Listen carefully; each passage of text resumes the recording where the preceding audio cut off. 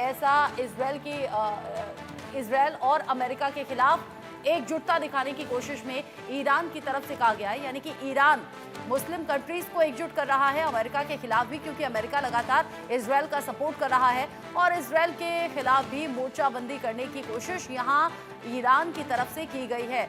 लेकिन क्या ये वाकई इनफ होगा? अभी की सिचुएशन क्या इशारा कर रही है? क्योंकि राष्ट्रपति चुनाव में ट्रंप के जीतने के बाद से जानकारी ऐसी है कि कई मुस्लिम देशों की और कई मुस्लिम देशों के राष्ट्र प्रमुखों की बेचैनी बढ़ गई है। पिछले ही दिन ऐसी बड़ी मीटिंग भी हुई थी जिसमें माना ही जा रहा था कि आगे भविष्य को लेकर कुछ प्लानिंग यहां पर सामने आ रही है। ऐसे में क्या कुछ है यूएस के खिलाफ ईरान का प्लान, ये भी आप जान लीजिए। इस पर बात हम करेंगे आगे। इस्लामिक देशों को एक बड़ी इस्लामी सेना बनानी चाहिए, ऐसा इस मीटिंग में बात हुई है, और अमेरिका की साजिशों के सामने खड़ा होना चाहिए। और अगर हर देश इस सेना को सिर्फ एक ब्रिगेड देता है तो इस सेना के गठन के साथ दुश्मन पीछे हट जाएगा, ऐसा आईआरजीसी की कमांडर मोहसिन रिजाई की तरफ से कहा गया है। और अब इसीलिए कहा गया है कि मुस्लिम देश एक साथ में आए। लेकिन मेजर जनरल माथुर, क्या ऐसा वाकई पॉसिबल हो सकता है? जिस मोर्चाबंदी में अभी ईरान लगा हुआ है, खबर तो ऐसी भी है कि ट्रंप के जीतने की खबर के बाद से ईरान में और खासतौर से खामेनेई में बेचैनी बढ़ गई है। रचना, आप बिल्कुल बिल्कुल सटीक आकलन आपका। देखिए, ईरान प्रयास कर रहा है और अब सऊदी अरब ने भी एक प्रयास करने का कोशिश किया था कि वो एक मुस्लिम राष्ट्रों। लेकिन मैं आपको एक बात बिल्कुल साफ, पहले भी मैं आपके चैनल पे कह चुका हूं रचना, एक सबसे बड़ी जो बात होती है वो आज के विश्व में हर राष्ट्र के अपने इकोनॉमिक इंटरेस्ट जो हैं वो सर्वोपरि होते हैं। तो जो कारोबारी हित है मिडिल ईस्ट के देशों का, वो कारोबारी हित अमेरिका के साथ रहने में है, वेस्टर्न पावर्स के साथ रहने में है और बाकी देशों से भी ट्रेड। पहला समय ऐसा था कि वो सिर्फ तेल की ताकत से, तेल के रुपए से, तेल के पैसे से अपना काम चला पा रहे थे। लेकिन तमाम देशों को अब इस बात का गुमान है कि वहां पर सिर्फ उस प्रकार से वो आने वाले समय में नहीं सस्टेन कर पाएंगे। आवश्यकता है इनको इंटरनेशनल रिलेशन बनाने की, आवश्यकता है इनको इंटरनेशनल ट्रेड में अपना डाइवर्सिफिकेशन और अपना बढ़ा आगे इसको ज्यादा बढ़ाने की।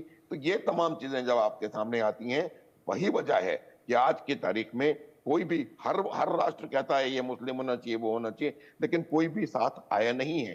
किसी भी राष्ट्र ने, चाहे वो जॉर्डन हो, चाहे वो सऊदी अरब हो, चाहे वो यूएई हो, मिडिल ईस्ट में भी किसी भी राष्ट्र ने खुल करके इन लोगों का साथ अभी तक नहीं दिया है। वहां जहां तक सवाल गाजा का, हमस का और हिजबुल्लाह का है, ये बात हम पहले भी कर चुके हैं। हिजबुल्लाह और हमस एक आइडियोलॉजी होती है, इसको खत्म करना संभव नहीं है। लेकिन खत्म करने का अर्थ ये होता है कि आने वाले कई दशकों तक वो अपना सर न उठा पाए। अब मैं आपको बता रहा हूं कि सीरिया पे हमले की क्या वजह है, और उसका जो गाजा का इलाका है वहां पर आपूर्ति किसी और प्रकार से नहीं हो सकती, क्योंकि उनका लैंड के साथ किसी और जगह से कोई कांटेक्ट नहीं है मिस्र के अलावा। ईरान जो इनको सप्लाई दे रहा है, हिजबुल्लाह का फायदा ये है कि सीरिया के थ्रू ईरान से इनके पास इनके हथियार, गोला बारूद और असलो सामान आ जाता है। तो अब ये बता रहे हैं सीरिया को कि वो वहां से रूट इनका जो रीइंफोर्समेंट्स हैं, जो इनके रिप्लेनिशमेंट हो रहे हैं, वो ना होने दें। ये वजह है वो सीरिया पर लगातार हमले पे हमले करते चले जा रहे हैं। और ये जब तक वहां से उनको पक्का नहीं होगा कि यहां से अब हिजबुल्लाह को हथियार सप्लाई नहीं होगी, क्योंकि उन्होंने हिजबुल्लाह को काफी नुकसान ऑलरेडी पहुंचा दिया है। तो अगर ये इनकी हथियार सप्लाई किसी ना किसी तरीके से बंद हो जाए, तो आप देखेंगे कि हिजबुल्लाह की भी जो रेजिडुअल कॉम्बैट पावर है या लड़ने की शक्ति है, वो लगभग जो आज की तारीख में हमस का हाल है वही इनका भी हो जाएगा। इसराइल और हमस और इसराइल और हिजबुल्लाह, ये एक बहुत बड़ा मेरे हिसाब से मिसमैच्ड कॉम्बिनेशन है। थोड़ी देर ठीक है। पहले भी हम इसके बारे में बात कर चुके हैं। अब तो ये आप मान के आज की सिचुएशन में जब युद्ध की स्थिति और मोर्चाबंदी अलग अलग हिस्सों में देखने को मिल रही है, जो केस परिहार सर, ट्रंप का जीतना इन सभी सिचुएशन पर क्या असर डालता हुआ नजर आएगा?